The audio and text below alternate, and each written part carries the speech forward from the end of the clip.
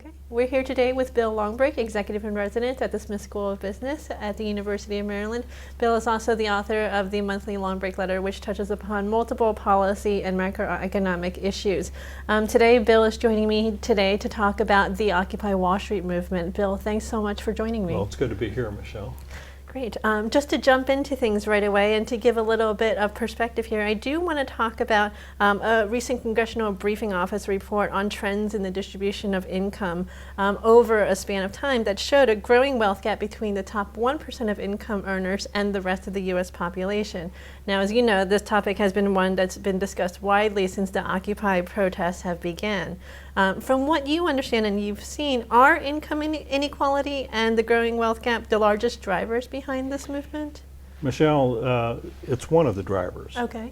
Whether it's the largest driver, I'll leave to our viewers to make that determination. But from my understanding and reading and reviewing of what's going on, there seem to be three themes that are part of this movement. The first one is the one that you mentioned, is the growing economic inequality, the gulf between the rich and the poor. But there are two others. One of them has to do with the public increasingly views government policy as catering to the rich and powerful and not serving their own needs.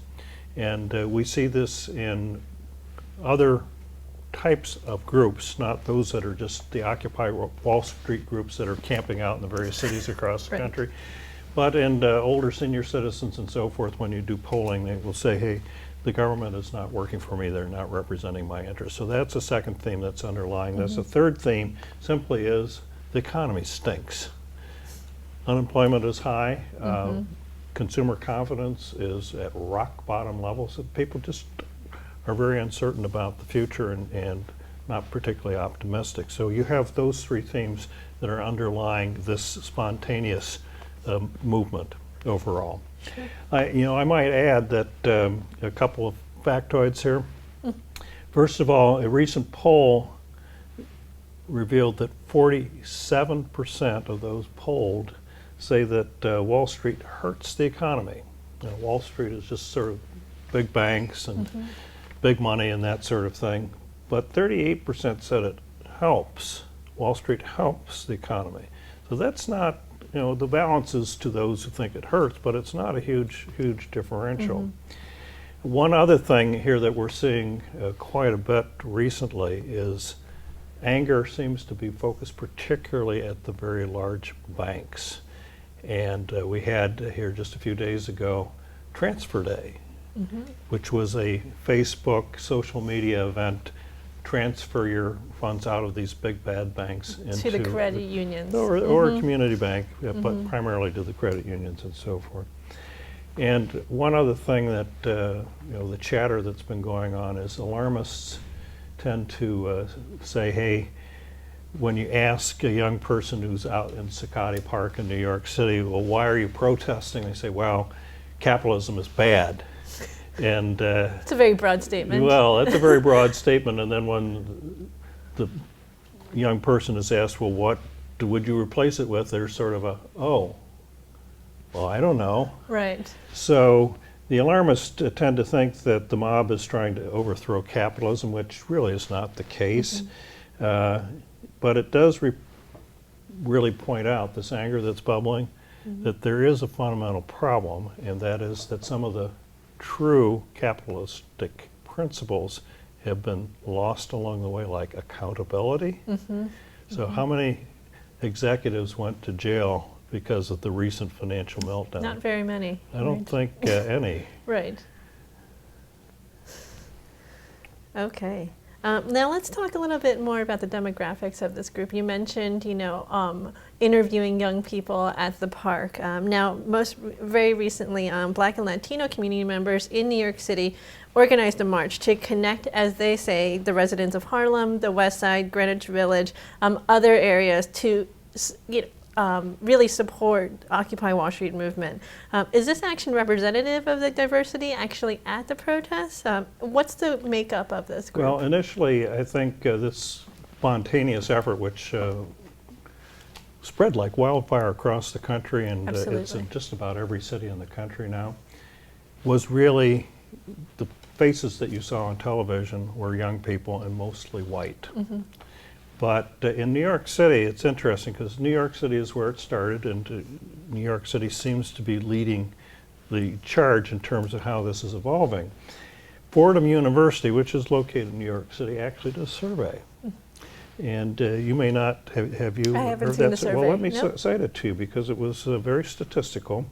This survey, which was done around the middle of October, found that 68% of the participants in Zuccotti Park are white, 10% black, 10% Hispanic, 7% Asian, and 5% other. That's actually more of a diversity than I had More thought. of a diversity, although then it was pointed out that it's still not reflective of the demographic composition of New York itself. Right, right. That it's still heavily weighted towards the white people.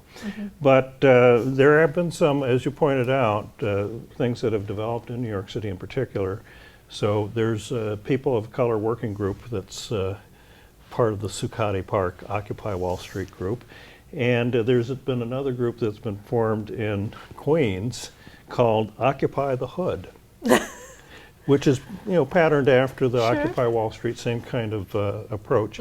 And it's reported that Occupy the Hood already has 8,800 people that signed up on Facebook to be part of their movement. Their movement, right. So Interesting. what's happening, I think, here is, again, what we said a moment ago, is the themes of anger and hopelessness to a certain extent. And it is broad spread across the demographic spectrum. It just happens that the white young people were the leaders, but it seems to be broadening out. Right, absolutely. Now you mentioned some racial diversity here. What about age diversity? Is there age diversity here, or is it mostly still young people?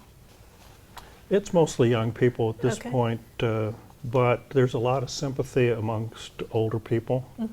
I talked to a colleague recently at AARP, which is the Retired Persons Association, and I asked him about how the Retired Persons Association was viewing this particular movement, and he says, well, there's ambivalence, there's differences of opinion, because obviously people have different political beliefs, different persuasions, different life situations, economic and so forth. But he said there were a lot of older people who were driving past these demonstrations and saying, right on, go for it.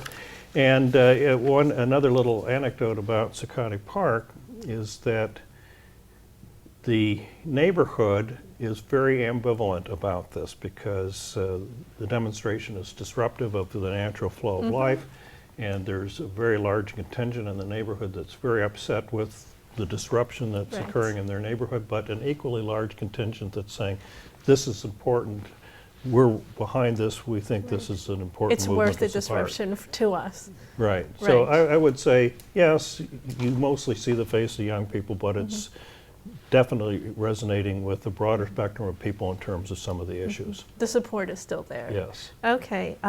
You talked about the disruption, which goes into my next topic. Recently, we've heard some news headlines highlighting the safety and sanitation issues at some of these Occupy sites, which have been growing, as you mentioned. Most recently, Vancouver's mayor has ordered an Occupy site there to shut down after a recent death at the site. Is the movement going to lose effectiveness due to these issues? Well, that remains to be seen. Definitely we're into the kind of the anticipation, the excitement of the early days is wearing off, and the realities of people camping out and Onset of needing winter sanitation and, facilities and eating and so forth, and is beginning to wear thin in just about every city in the country. New York is no exception to that. And it is challenging leadership as to, do we support this, but do we enforce public safety laws, that sort of thing. So there is a tension there, but your question is that affecting the movement? So let's switch a little bit to that, because what we know from other situations where there's been protest movements, that these movements don't have impact unless they develop leadership and specific agendas. And at this point, while I cited the themes a moment ago that are underlying the movement, there is no agenda and there is no leadership. And that's the question, is whether it will evolve in that direction or not.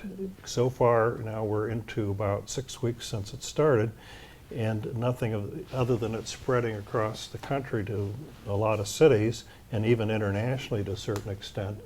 We still don't have a specific agenda other than, bring down capitalism or forgive student debt, things like that, Right. which are not very focused. Sure. So they're spreading, but perhaps not a concentration of Right. issues So or stances. It's, as one person said, is this a moment or is it a movement? So moment would be just a happening, And then it something that will passes. pass. A movement is something that gains momentum and actually eventually results in change. So let's talk about that a little bit. Now, who's listening to these protesters? If this is indeed a movement, is this actually going to affect policy? Are policymakers going to react going forward? And how does this upcoming presidential election play into all of this? Well, again, the history of movements, and our history is rich with these movements, civil rights movements, the women's movement, and most recently the Tea Party. It can be Yes, characterized as a absolutely. movement because it was spontaneous. It was started out with anger, but it very quickly, the Tea Party one coalesced into an agenda with leaders, and in a very short period of time, it had impact in terms of electing people to Congress, and has, I think most would agree, affected significantly the deficit reduction, debt ceiling debate that's been going on for the last Certainly, few months. they've certainly made their voices heard. Exactly. So then the question is, well, will the Occupy Wall Street movement, if it is a movement, have that same impact? At this point, I would have to say it's not yet there. Will it be there? That's an open question. So it will not have impact on policy until politicians take it seriously. Politicians won't take it seriously until they feel that that's the way to re-election.